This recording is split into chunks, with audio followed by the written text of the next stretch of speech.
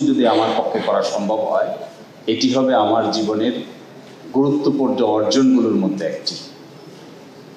এবং আমি এটি দৃঢ়ভাবে বিশ্বাস করি, হাইকোর্ট ডিভিশনে অ্যাপ্লিকেশনের পরে যে টাস্ক ফোর্সটি গঠিত হয়েছে, আগামী 4 এপ্রিল হাইকোর্ট বিভাগে তার রিপোর্ট সাবমিট করার কথা আছে।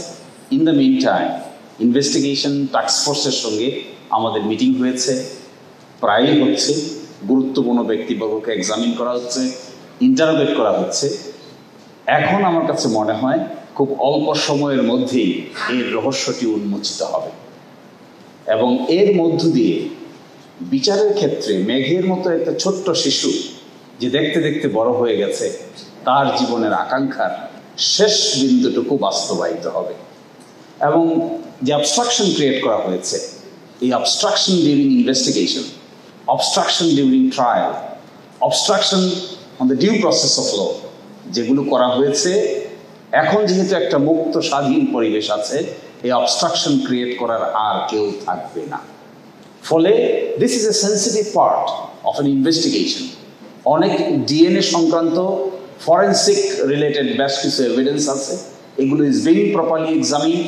অ্যাট দ্য সেম টাইম কিছু ক্লু তারা আবিষ্কার করেছে। আই হোপ স্বল্পতম সময়ের মধ্যে হাইকোর্ট ডিভিশন বলেছে this is the last time, after 4 April no more time will be allowed.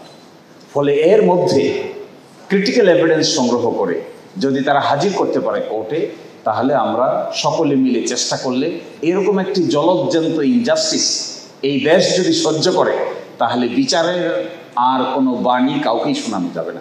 যদি বিচার এই জমিনে করা না যায়, তাহলে বিচারের প্রতি মানুষের আর কোনো আস্থাও থাকবে। It's never ever possible. So this is an acid test for us, all of us, with the lawyers, the investigators, the family and the criminal justice delivery system.